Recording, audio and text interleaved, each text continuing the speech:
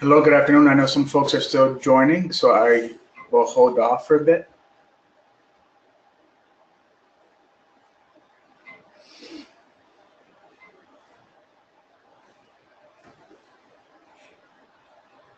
Okay, I'll start. Welcome. My name is Rafael Rodriguez, and I'm the Director of Residential Life at the University of Vermont. Thank you to Dr. Leary Nurse for inviting me in to chat with you all today, and thanks for all of those who've attended. So today's session, as you can see on the screen, is navigating TPE on a budget. So I'm going to talk to you all about what this process can look like, and hopefully offer some support as you all begin to plan for the TPE process. We have a questions box, so feel free to submit any questions at the end. I'll be sure to leave a few moments to respond to any of the questions you may submit.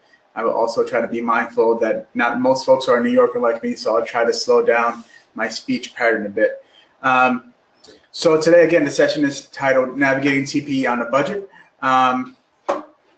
For me, the reason I want to talk to you all about this today is because as an undergraduate student, or as a graduate student who was about to enter the job search process, TPE for me was particularly challenging and really anxiety producing because of the costs associated with that. I was not, although I did have a graduate assistantship, I did not work in Res Life, so there was a lot of expenses that I had to on my own cover. And if you're anything like me, these were some of the feelings and emotions that came up with TPE. They were not all negative, they were both positive and negative, but there was definitely a sense of concern that I had to learn how to navigate and manage. And I'm a worrier, and not knowing what to make of the space, not having the capital, either financial or the cultural capital, to understand what was expected of me and how to plan accordingly. Really, to me, this is something that hits home. So one of the ways that I learned to manage this process, and now having been in this role and having now attended TPE for a total of 10 years, 2 years as 1 year as a graduate student, and after that as a full-time professional, having gone to almost every TPE, I have learned some ways and some strategies to navigate TPE on a budget, because although I'm now at the director level, there's still a lot of class anxieties that come up for me that's not necessarily attached to whether you can afford it, right? There's also a cultural capital component to me that's also important. So I'm going to talk to you all about the best way that I know how. It's not the only way, but the best way that I make sense of organizing and preparing for TPE. So for me to really respond to and manage what to me can be an anxiety-producing process, I have to plan and prepare. My first TPE experience was a lot, like I said, challenges with not knowing what the process looked like, what was expected of me. The cost was a big piece of it. Also, as a large man of color, at that point I was weighing about 356 pounds, there was an extra piece of how do I find clothes and what are the right size clothes that can fit me well, and knowing that that was more expensive. So I had a lot of anxieties and concerns going into it.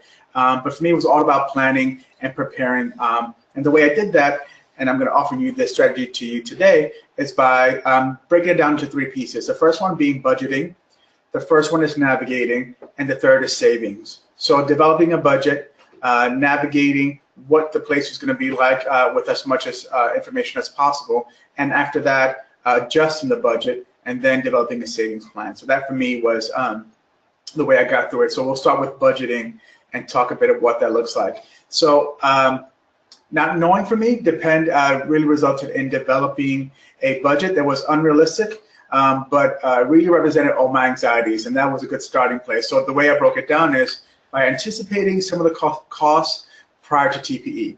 What are the costs involved, particularly with respect to registration for TPE, pardon me, clothing, transportation, and lodging. Those are all the components that I was thinking about, and you might have more. So please, as you develop your own list, as you begin to create your own budget, you might add some additional pieces. So registration is just a cost that we know we have to encumber, whether you're going to be for the TPE Onsite or just have access to the web portal.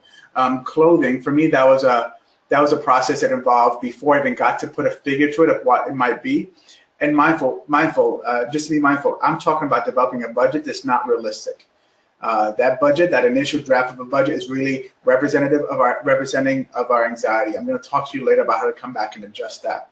But initially, clothing was, how do I map out a plan of what I think I need, and then how do I refine that to say, actually, okay, here's what I actually need.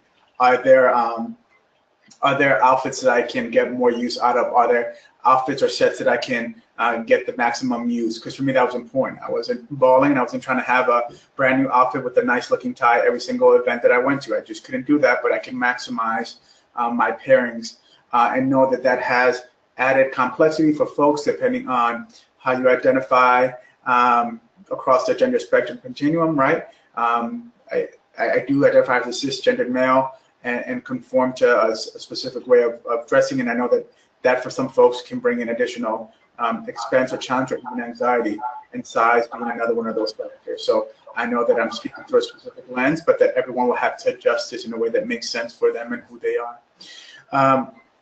So yes, it's also about mapping those outfits and having them mapped out well in advance. That just is for me how I plan to prepare, and also maximizing combinations and alteration. Transportation, exploring what are the possibilities and the options. Is carpooling based on your geographic location a possibility? Are there certain web deals? I'm a bargain shopper, so I'm always online. If I plan to get to TPE the day before any interviewing starts, this year interview starts on Wednesday afternoon. If I can get there anytime on Tuesday, can I find any Priceline deals or any kind of deals that will get me in at any point throughout the day on Tuesday for a much cheaper price? So what are the ways in which I can really work with what I have to find some deals? I'm getting a little bit of feedback, so I'm going to lower my volume close to 9. Okay. And also, yeah, so again, internet deals and carpooling as a possibility, and group pooling. So those are all the things that folks do, even ride pooling. So we have folks who come across sometimes some states, and we do some group pooling. Well, this year we happen to be going via van, so we'll be picking up some folks that we know on the way in New York, right? So we'll be going from Vermont to New York and then down to TPE. So that's always a good option. Start some boards, start some blog posts and some blog boards around individuals traveling. So that's always a possibility.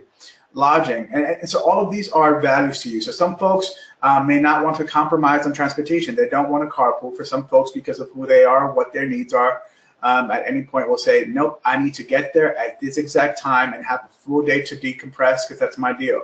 And that won't be one of the areas in which you are gonna adjust your budget. But for some folks, hey, that's all up for negotiations.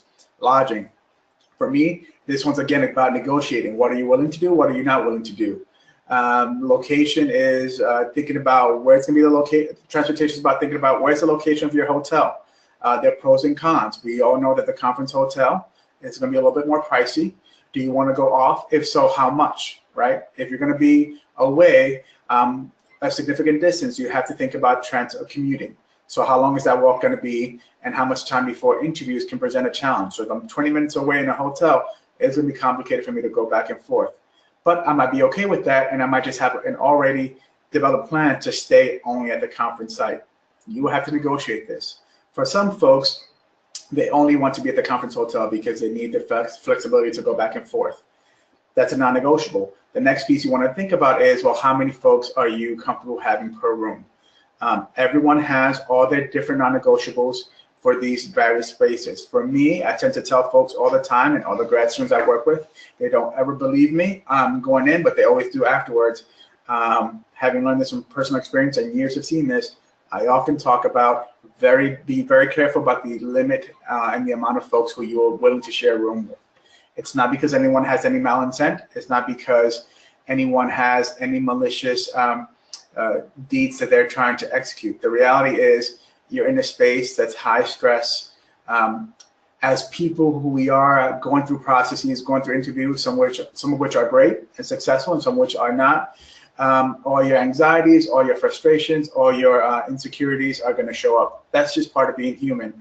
How much of that can you manage when there's 5 people in a room? Is that something you're willing to go through? Because it does have an impact. For some folks, they're willing to do it and just not spend a lot of time in their room. For other folks, they don't, right? What does it mean to have 5 folks in the room, all of whom need to process, all of whom need to talk about where they're at or where they're not at. Those are things you want to factor.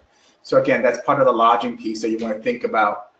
Some other piece that I don't have included in here would be toiletries and entry materials, right? These are all things that seem minor, but they're not. The more you can plan and have a good sense of what goes into preparation, the better. So what would you need? I think someone else just joined us via camera. Hi, Dr. Nurse. Having a better sense of what it is that you need is very helpful. Interview materials. Are you going to do thank you cards? What are the kind of thank you cards you're going to want? Would you have to possibly print resumes or have business cards? What are the expenses attached with these things that you want to have on hand? So those are all the pre-TPE expenses. Let me talk about the during TPE expenses. And I have it again, broke it down into three categories. You may have many more, but this is where I start from, and then I begin to add more and more onto it, okay? So the three are meals, transportation, and socializing. And transportation is while you're there, right? So again, if your hotels will be further away, are you factoring in Uber and Lyft prices or taxi prices or public transportation prices? Everything now is available on the web, so you're able to go and estimate from this place to this space, what is going to be the average Uber price of transportation. You can do that. You can also get a sense of what the public transportation costs are, as well as the frequency of those methods of transportation. So those are all things you want to think about. So I went straight to transportation, but I forgot meals. I think you want to be very mindful of the way you eat is the way you're going to feel. So be cautious of, are they things that I can pack or prep or buy from my hotel room so that I'm not eating out as much, because eating out does get expensive, right? Or if you know you're going to need some days in which you won't have enough time to prep, you can research ahead of time to understand what are the places and areas around there that you can really get the most bang for your buck. And socializing, right? Part of being a new and emerging professional is you're going to want to connect with folks you haven't seen or folks who just meet and just get to know them better. Leave yourself some space and capacity to do so. So we talked about budgeting. Now we're going to talk about navigating. And navigating on a budget. That's, for me, the navigation piece is, so the budgeting piece, so the first development of your budget is where you get out all your anxieties. You think of all the expenses in the world, however ridiculous they are, and you put them on. The navigating piece is where you begin to adjust those in a more realistic manner, right? You begin to actually do the research and refine and say, okay, so I don't need 16 pairs of shoes necessarily, but I might need 3 that I can rotate, and they're going to be this color. But the research goes further. Location matters. So I am right now in Burlington, Vermont. I do not do my shopping in Burlington, Vermont, because it's a lot of things that I have to get purchased, but also altered. Getting alterations in the Bronx, where I'm from, it's about $250 to get your pants hemmed. Sorry, $2.50 to get your pants hemmed. Over here, it costs about 20 bucks. So you know I'm going to make a plan to be very intentional when I go home for Thanksgiving to get all my clothes altered then, or when I go home for the winter break to get all my clothes altered then. So think about locations. Where are you going, and where does it make sense to get what you need, particularly if you're of size, if you're a person who lives in a small town and don't have access to a big store. Start thinking about where's the best and closest space so you can fit into your already established pattern of travel to go home, to go visit friends, to do your shopping after you have your list. Research what's around you, what's the average cost. If you're carpooling, you can even research what the average gas cost is from point A to point B, so you can keep that in your mind.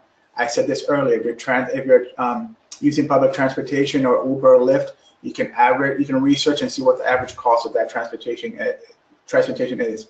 And also research what are the receptions and gatherings. These are opportunities to connect, but let's be honest, there's also opportunities to get some nice hors d'oeuvres at free cost, right? So it's okay to do that. It doesn't mean you go in there with your Ziploc bag and start making it to go home meal, but you can use that as an opportunity to also feed your belly and feed your spirit by getting to meet new folks. So the research is where you begin to manage and navigate your anxiety by being a little bit more realistic and paring it down. My Excel sheets, and my partner can tell you, start off very long. I need to have all these outfits, and by the end of it, we're down to about 3 that I can easily rotate in and out, and that's for all of both TPE and the NASPA conference, and that's doable. Of course, this varies depending on the person and what their needs may be. So the next piece is the savings, and I think the reason I think it's such a great opportunity to have this conversation so early on is that the savings piece is really individual. There's no tools that I have for savings, right? Everyone struggles with savings, and it's putting money away. So there's no big science to it. You have to figure out what your capacity is. You know your expenses. I won't even pretend to know what folks have as expenses. But this is really the opportunity for you to say, okay, I have defined a budget. It was very overbearing and a little bit not realistic. So then I did my research and figured out how to best navigate the space based on the location and the research that I developed. And I'm going to refine that budget, and now I have to work and develop a plan towards saving. I'll be honest, as a grad student, the big saving space for me, or opportunity for me, came in the form of tax returns, right? So January 1st, that second week, I was already looking for those W-2s so that I can submit my tax return claims and use that money to put directly towards TPE. But also started saving early so that I can understand also student refund checks. Those are all opportunities that I use to save because not living in for me meant that I had expenses that I could not really put aside. So that's the saving plan for me, but other folks have a lot of different ways and tools and needs for savings. I'm gonna encourage folks right now to start just submitting your questions if you have them, because the presentation is relatively short and sweet to really leave room for folks to talk about some of their anxieties or needs or concerns that they have for TPE. Again, these three ways, these three tools really working together will help us, or help you hopefully, think about what's your plan moving forward. And I'm going to turn it over to Leary. Back to you. Hey, Ralph, thank you so much for sharing. Really well thought out and shared presentation. Certainly open to attendees to ask any questions relating to TPE and what it means to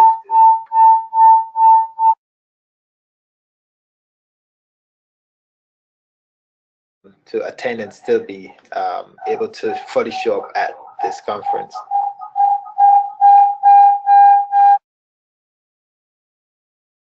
Okay, there's definitely some feedback there.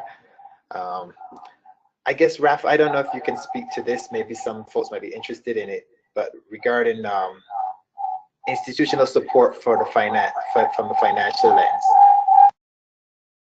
is this something that you can speak to?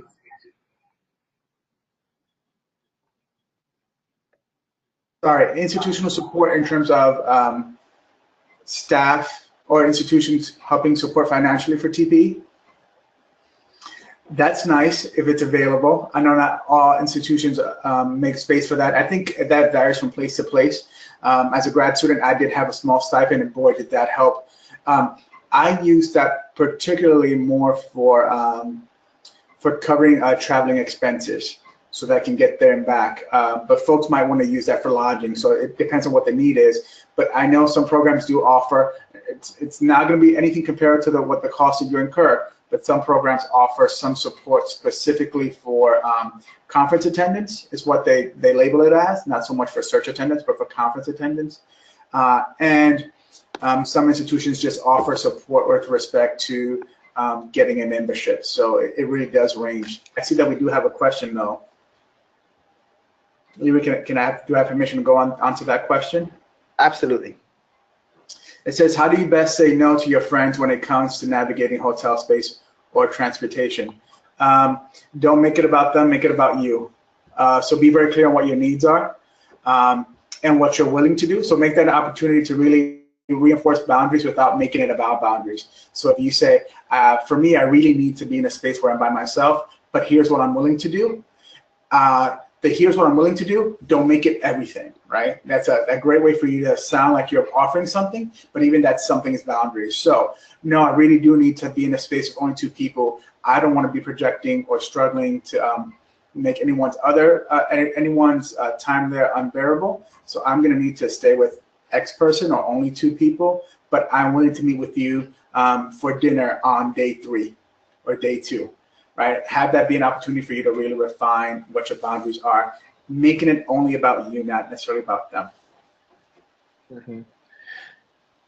Someone also wanted to share a little tip here with regards to being in Philadelphia, about the public transportation and subway being very cost effective. So utilizing what is currently in existence, particularly with Philadelphia, is a really good thing to really be mindful of. So utilizing that effectively. I was there also in Philadelphia earlier this spring, and I utilized the SEPTA, which was definitely cost effective.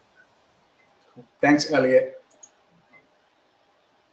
I had another question from Braden. Hello, I had a question about dress code for evening receptions. Is professional attire still expected for the evening receptions, or are those more business casual events? I'm always aiming on the side of, if you're being invited, asking what's expected versus assuming. Mm-hmm. It's just better to ask and know exactly what's expected. For me, it's that cultural capital piece, and I'm always ending up, even though I'm wearing the right thing, I always end up second guessing myself, and it just gives me so much easier peace of mind to ask, what's the attire for this reception if I'm invited. Otherwise, what my standard go-to as a young professional was just business casual, not full on business, but business casual. As a director, it's a little bit different because I'm representing an institution and having to connect with a lot of other individuals, and I'm also consulting, so I have to put a different face on. But business casual works. The best response is check in with the individual institution who's inviting you or that you're going to for that. Yeah. Another question is, how do you rotate clothes in and out? Is your recommendation to wear a shirt and tie each day and that you could use the same suit? Or is there a different or more efficient way to do it? I like to make some. Yeah, go ahead. But, for example, like khaki looks great with like navy. So if you have a navy jacket or something like that, you can wear khaki, but you can also still have the accompanying jacket to that navy jacket that can be a full suit. So you can switch it out that way. So a couple, like 1 or 2 pairs of slacks with like 1 jacket or 2, and then just shirts that can actually match accordingly with those things would be really well. I know we encourage individuals to wear ties, and that's obviously like the professional stance we have, but definitely being able to like mix and match clothes in a variety of ways. Like you might find like 3 ties or so that can actually be mixed and matched within that particular order as well, so as to maximize the number of things that you take to TPE for the interview process. And I know, Raf, we're going to say something as well. Yeah, I think you could have as little as a standalone piece, and that might be whatever. That might be a suit, or that might be a skirt, or that might be a skirt and jacket. Or just a standalone piece, and rotate a shirt and a blouse more than anything else, because those are less expensive than those what I call standalone pieces that are quite expensive. I have myself pulled off quite well just one standalone piece that took me a long time to save up for it, and then rotated shirts in and out like you wouldn't believe, and that's worked. And not everyone wears suits and ties. Not everyone wears jackets or skirts or blouses. Some folks do. I've seen the spectrum of it.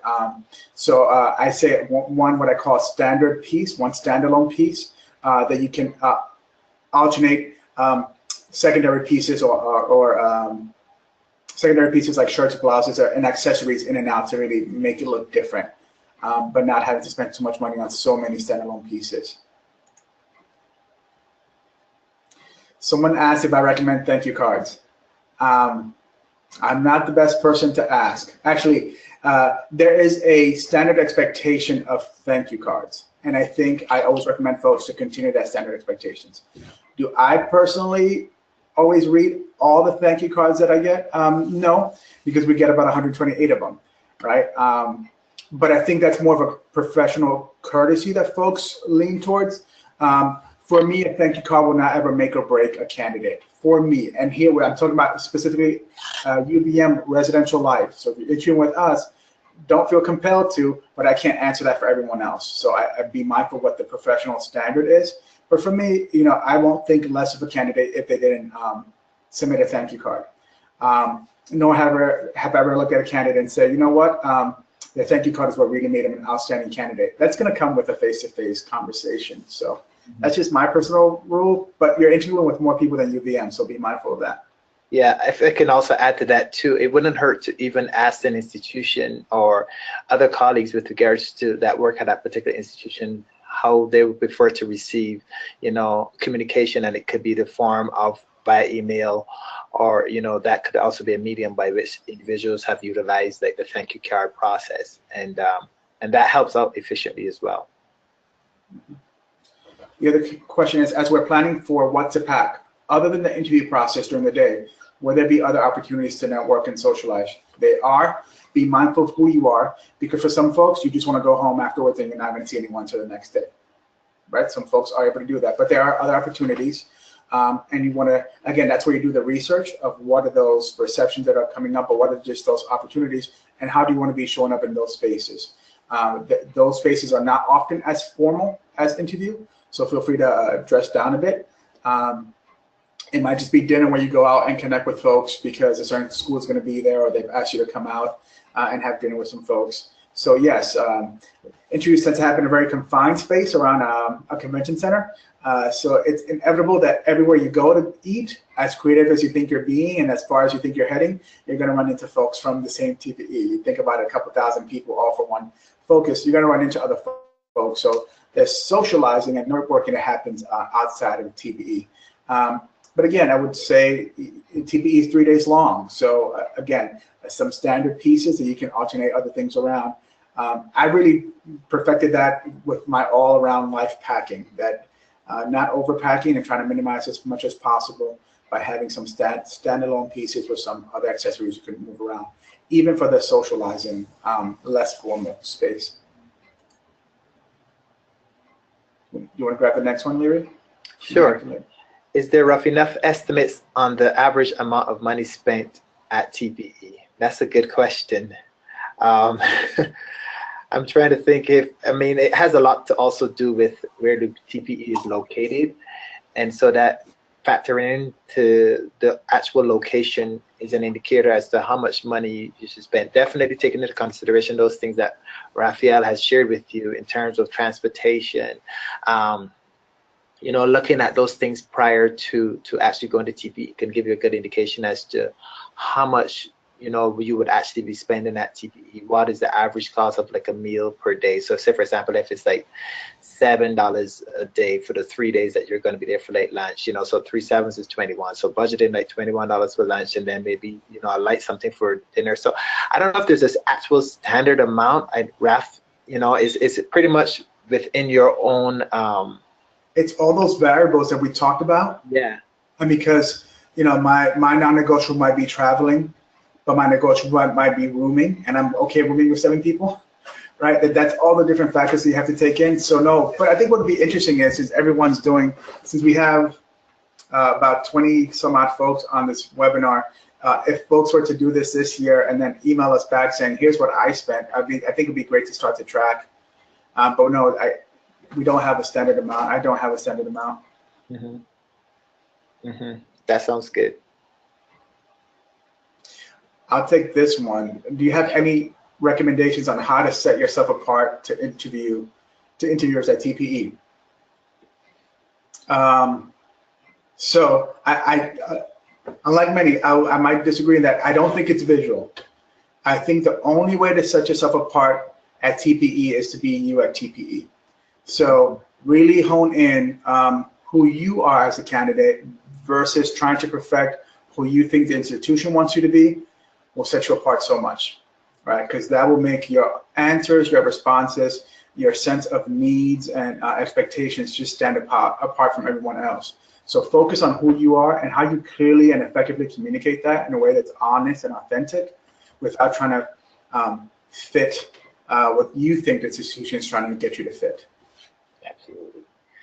This next question is, what would you recommend for perfume or cologne? And I definitely would suggest that you do something that is more natural rather than something that has a lot of, for lack of a better term, fumes or something like that is very strong, because it could be somewhat offensive to others who might have an allergic reaction to something like that. So it's really important to not use anything that is really going to be offensive in terms of smell to the interviewer or other individuals as well. So I would recommend using something that's very natural in its nature. And definitely an antiperspirant, I think, is pretty key if you have that on, you know, because you're going to be walking to and fro at a variety of different places, different interviewing teams already, making sure that you keep your body odor in a way that is not going to be offensive, and that antiperspirant, I think, is really going to help effectively. But I would strongly avoid the brand names, signature fragrances, and those kind of things, because it really wouldn't lend necessarily to the process in itself. Mm-hmm. What is the best and cheapest way to get a midday meal during TPE? Oh, making your own. It really is the cheapest way. And sometimes, depending on the year that we had and how big our search has been, we've had no times, even on the interviewer side, for lunch. So we definitely have made our own meals. And actually, we had to do that last year. And it was the cheapest way. So when you're going out with a group of 6 to 7 interviewers, all of whom are from UVM, trying to get a place to eat, that gets very expensive. But when we made our own sandwiches and small salads, actually, I think it came out to, and we were able to do that for 2 days because we just had leftover material. It came out to $20 to feed 6 people for 2 days lunch. That is like the smallest bill we've ever had for lunch at a search process. Mm-hmm. The next question is, when will more jobs start to be posted on the TPE website, and when should we start applying for those? Is it common for institutions to reach out to candidates, or do candidates typically have to apply first? I know that we would be posting those jobs momentarily on the TPE website as soon as employers have indicated that there are vacancies, and so we strongly encourage you to continue to visit the TPE website for those postings.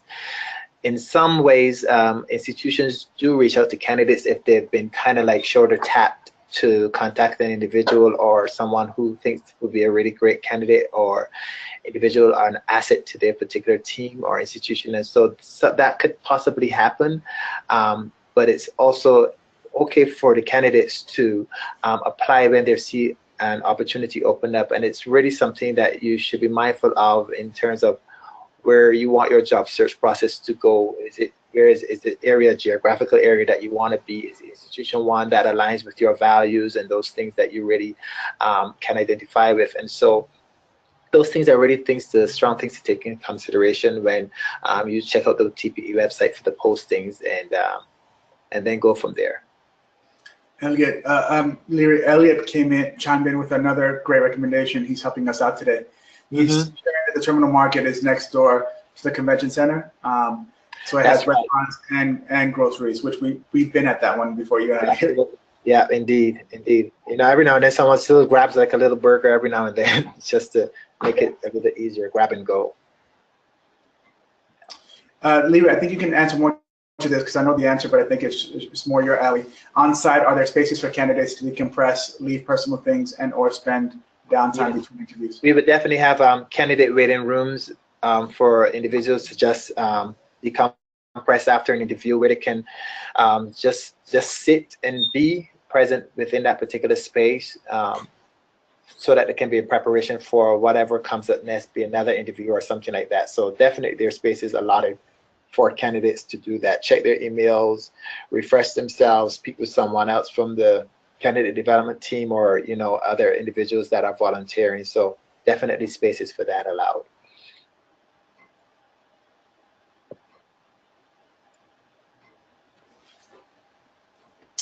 I'm reading through this question. What would you recommend for new paraprofessionals going to TPE? More specifically, paraprofessionals who are set on staying in California. Should we still interview with out-of-state institutions? Well, I would say if you're set on really staying in a geographical area, I would recommend staying to that geographical area if you know there's no way you're going to go anywhere else. I would strongly discourage using interviewing with other out-of-state institutions as a way to practice, because you could be taking an opportunity for someone who's actually interested in that space, and that's just so detrimental. What I recommend is connecting with someone on the career team to really take on more practice interviews if that's something you would like, but not using the first round interviews for schools you're not interested as that opportunity. Because remember, there's a limited amount of time. It feels like forever, but there really is a limited amount of time for folks to sort of make their match during that process. And Leary, I know your team does offer mock interviews, do they not? Yeah, we have mock interviews. We also will be having a boot camp, which is pretty much giving you the opportunity to experience what it's like to be a candidate at TPE. And so those things will be posted momentarily. We'll be also having some additional webinars to address some of these questions that have been raised today. But definitely, we provide the opportunity for students to do those mock interviews. We're going to be even doing some virtual coaching as well. So look up for those as some upcoming webinars and Facebook Live. That is another thing where we really want to encourage individuals to tap into so that they can really get some practice and have a sense as to what it really means to be in preparation for TPE. And folks, feel free to submit more questions. I'll say back to now that sometimes what's getting in the way, or what's sort of having folks consider interviewing with out-of-state schools or schools they're not interested in, is sometimes just the fear in the process, our concern, our anxiety, our insecurities around. You'll start hearing at some point during TPE the numbers game, right? Folks filling out this how many first round and how many second rounds, and that can, for some of us, really cause a bit of anxiety and questioning our decision and saying, should we be doing more?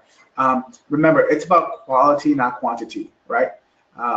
25 on-campus interviews is still going to yield only one job at the end of it. You're only going to be working in one place, right? So it's about quality and not quantity. And be prepared for that. Be prepared mentally and emotionally that if you're going to go into a space with a very limited place in which you're searching, that the number of interviews that you have are not going to be comparable to someone who's willing to go across the country. It just can't be, right? Like numerically, that's just math. You won't have as many interviews because the number of institutions that are located across the nation versus just in one state is limited. And that's particularly challenging for folks who are considering only states that are in very high interest to candidates. Your New York Cities, Californias, Floridas, right? So that's just something to be mindful of so that when you arrive on scene, you don't have those fears and second guesses kicking in.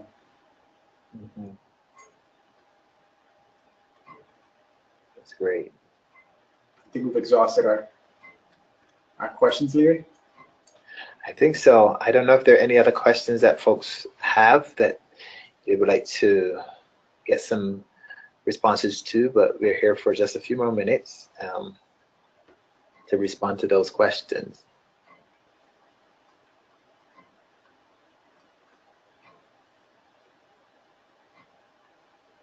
I really do want to find the things to reiterate what Raphael said in terms of being yourself at TPE.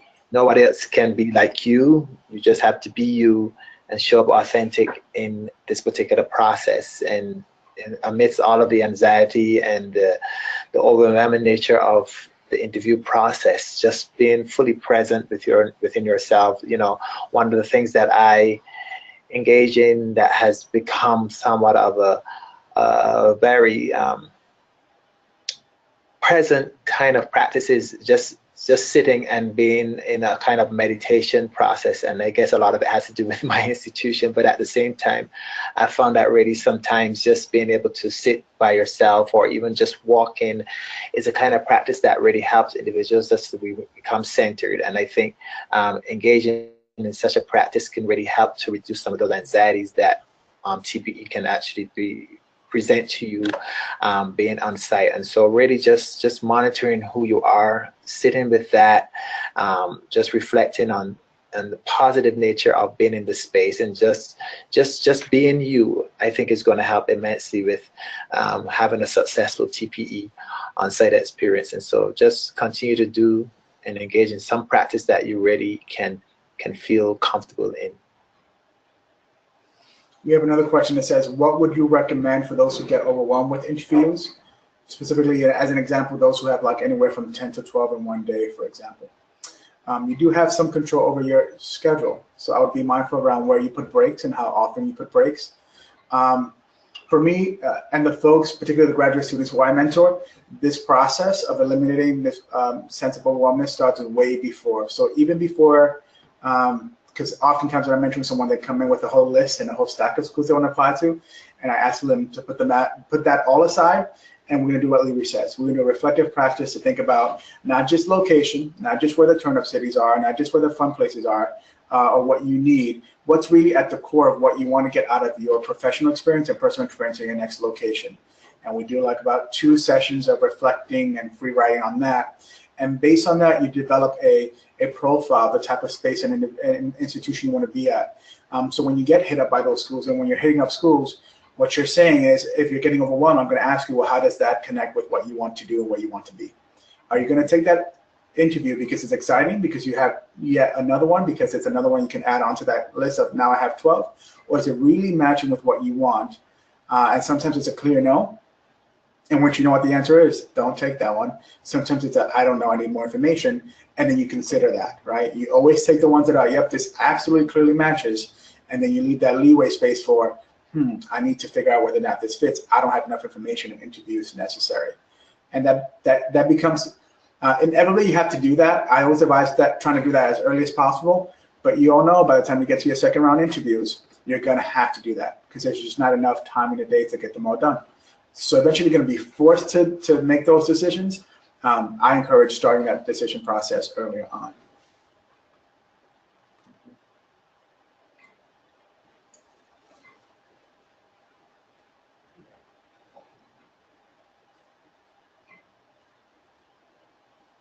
We give you a few more minutes, so like a few minutes to see if you have any additional questions.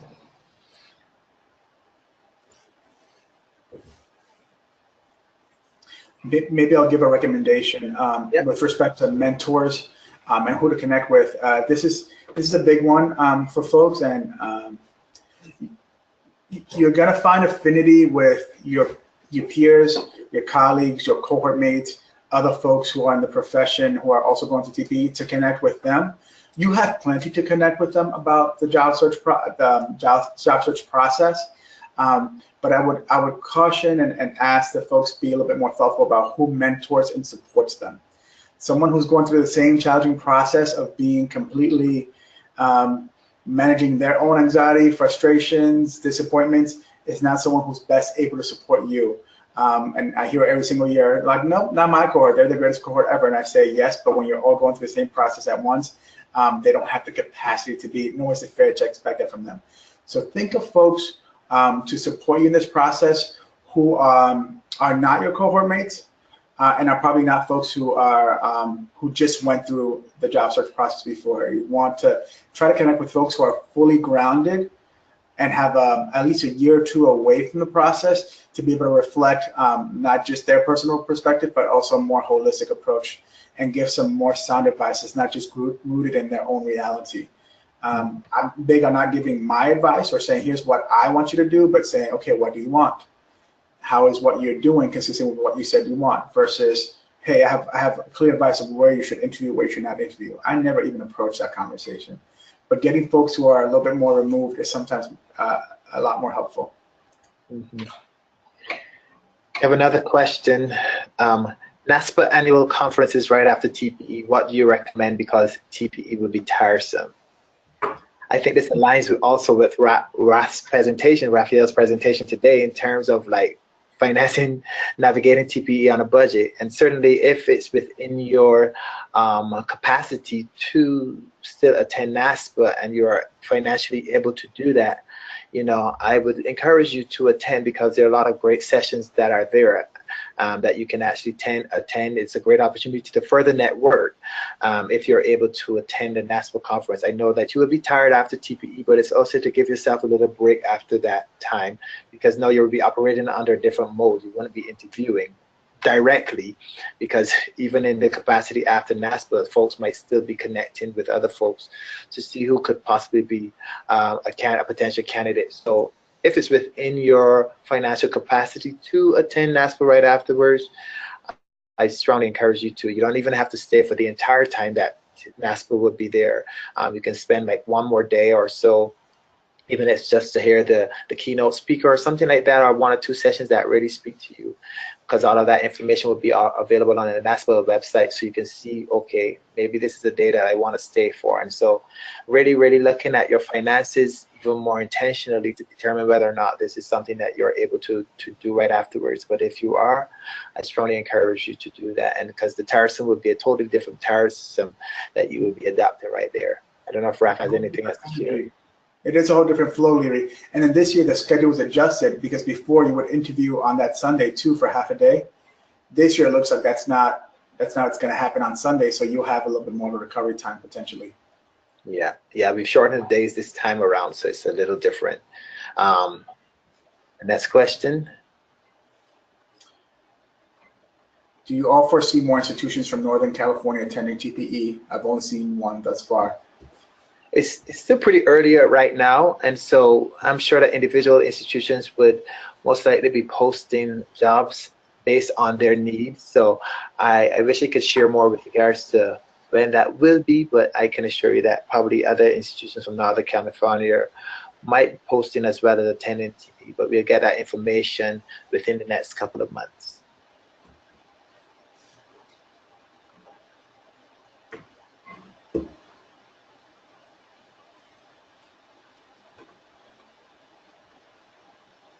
So we're just shy of within our like 5 minutes or so before we close TPE. If you have any lingering questions, we'd be more than happy to answer those for you right now. Provide you with that space one more time.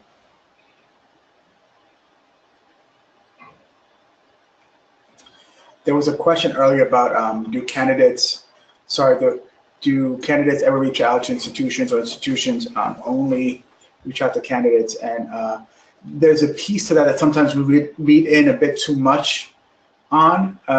The answer is either way, and there's no plus or minus to that. Sometimes we have folks that have very specific, they indicate very specific things with respect to region or respect to a specific initiative that institution might be looking at, and so an institution might flag them or reach out. It doesn't mean that no one else is willing to apply. Of course, I can't speak for all institutions. I'm speaking for what I've seen for the most part.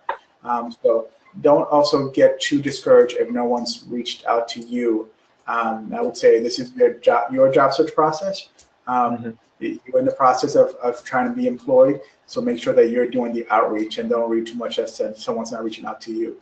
But again, if you do the outreach, if you get the interview, as Leary says, be yourself when you show up.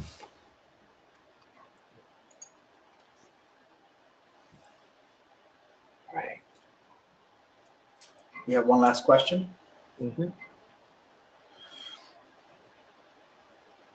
What is your biggest advice to candidates this year? Yeah. What is your biggest advice to TPE candidates this year? Well, this year and every year, be kind to yourself and know yourself.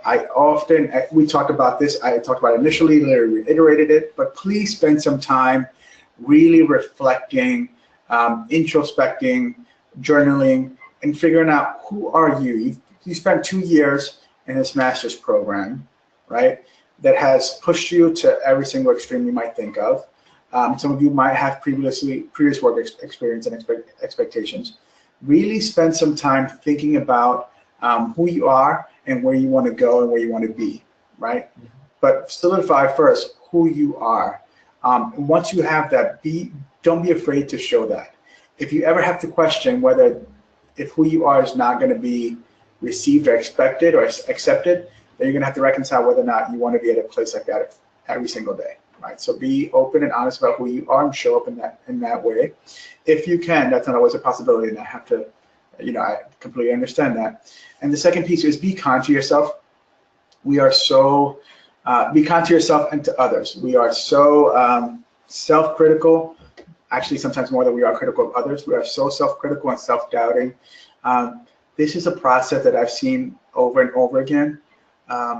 Be kind to yourself. This is a process, and please take all your successes and celebrate those, all your failures and learn from those, all the challenges and make them an area where you grow from. So be kind to yourself. But not every single interview that I've gone through, not every single interview that I've conducted was a success. Sometimes I bombed miserably as an interviewer or an interviewee, and it's all about learning, and that's what we're here for. That's what the process is for, it's to learn. So if you make a mistake, if you see that your colleagues have 6 follow-up interviews and you only have 2, don't worry about that. Be kind to yourself. Know that you will end up where you want to be. Particularly, that's the case if you're starting with a true sense of who you are and what you want and need. Mm-hmm. That is very well said, Raf. And if I can just add one more thing to that, is like, don't necessarily limit yourselves to just being in a particular box. You know, you're created separately from anyone else, and so being a part in your own world, I think, is really an important piece to be mindful of. And I can't stress it enough to, like Raf said, just to be kind to yourself, just love you, just be you.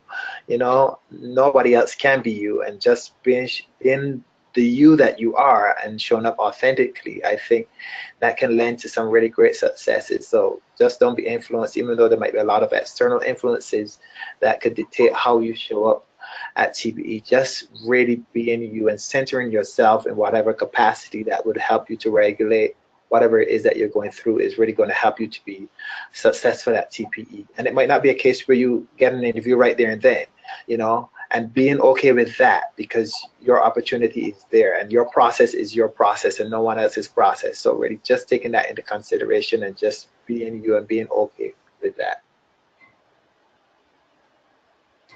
The last question is, will TPE have a coat check because it's going to be cold? Yeah, I think the convention center has quite a few of those across the auditorium in itself and the convention center. So feel free to utilize those where they're concerned. But if you know it's going to be cold, you might want to walk with your jacket wherever you go for sure. But there should be those things put in place for candidates. Depending on the size, I might check the coat for you. All right, well, I think we're just about up right now with regards to this particular webinar. I want to thank Raphael. One question, sorry. Yeah, sure. One question that came up, Lou, I think it's best suited for you. How many institutions attend TPE on average? Oh, I don't even have a number in my head. I know we have a lot of institutions, and that sounds pretty general. I wish I had the number in front of me, but I can, if you want to get that number in directly, I'd be more than happy to provide that to you. You can easily reach me via the TPE website as part of the candidate development team, Larry Nurse, and I can definitely get that question with the answers for you. But I can't necessarily give you the number right off the top of my head, but I know that there are a lot of institutions because we occupy a huge space within the convention area for various institutions to interview candidates. So from just about every geographical area as well.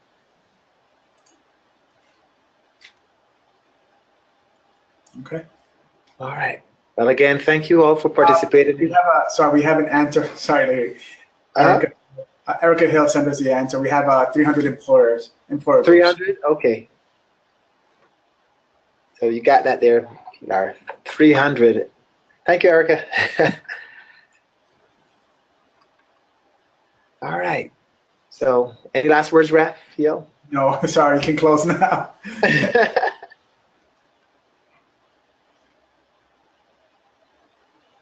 Well, thanks to all of you again for participating in this webinar. We sure hope that you got some of your questions answered, and feel free to always consult us via the TPE website for any questions or concerns that you might have with regards to this process. Again, thank you, Rafael Rodriguez from the University of Vermont, the Director of Residential Life there, for participating and facilitating and presenting on this webinar with us today. We look forward to chatting with you all again in the future. And again, thank you and have a good rest of your day. Thank you.